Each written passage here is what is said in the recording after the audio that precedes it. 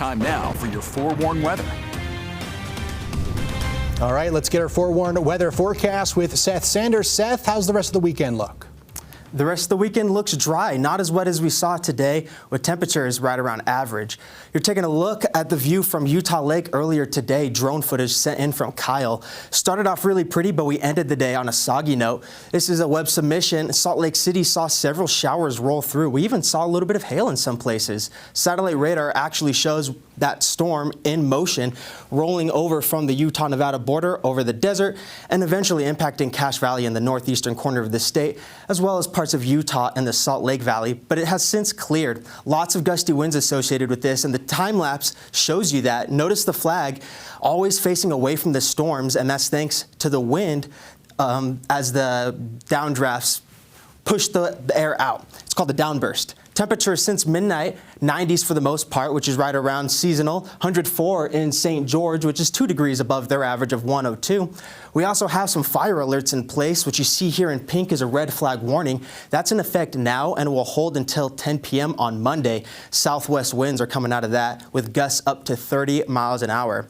Smoke is also going to be an issue, not only from the fires that we have locally, but from those fires that we've been watching in California, impacting central and southern Utah first, but extending northward as we get into Sunday night and Monday morning. Air quality is poor tomorrow. The Wasatch Front from Ogden all the way down to Utah Valley is unhealthy for sensitive groups. Otherwise, it's a code yellow for air quality.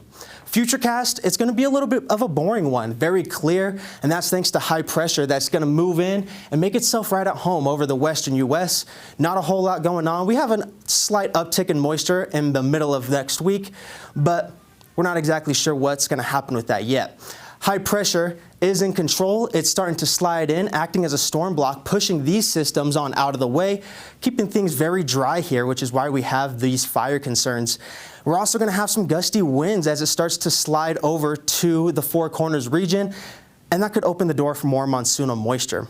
Regional forecast shows what to expect tomorrow. 90s for the most part with a couple 80s thrown into the mix. Let's zoom in here so that you can find your city. Temperatures along the Wasatch Front are going to be in the low 90s, while the Wasatch Back is going to be in the 80s. Hazy skies in the north, hazy skies in central Utah as well with similar temperatures. 80s in the higher elevations, low 90s along the I-15. And southern Utah also holding on to strong haze, 85 in Enterprise, Beaver 88, 92 degrees in Milford, 102 in Lake Powell, and St. George, just slightly cooler than Lake Powell, at 101 degrees. Triple digits hold on to St. George. I know we've been saying that for the past, 2 months now? It only gets warmer from here. We do have some wind on Sunday, but it's going to be very clear.